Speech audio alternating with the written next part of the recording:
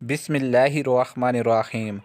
Islamic واقعات اور قصے دیکھنے کے لیے چینل کو سبسکرائب کیجیے۔ حضرت موسیٰ علیہ السلام کے زمانہ میں ایک شخص ایسا تھا جو اپنی توبہ پر کبھی ثابت قدم نہیں رہتا تھا۔ جب بھی وہ توبہ کرتا تو اسے توڑ دیتا، یہاں تک کہ اسے اس حال میں 20 سال گزر گئے۔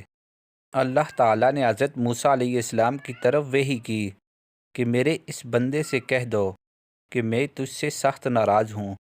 جب حضرت موسیٰ علیہ السلام نے اس آدمی کو اللہ کا پیغام دیا تو وہ بہت غمگین ہوا اور جنگلوں کی طرف نکل گیا۔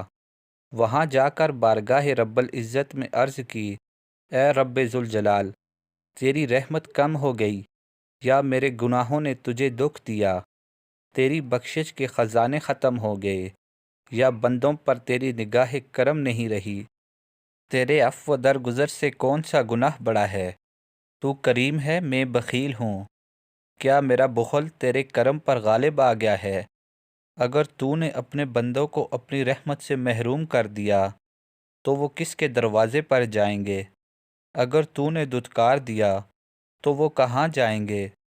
اے رب قادر و قہار، اگر تیری بخشش کم ہوگی اور میرے لیے عذاب ہی رہ گیا ہے تو تمام گناہ گاروں کا عذاب مجھے دے دے، میں ان سب پر اپنی جان قربان کرتا ہوں۔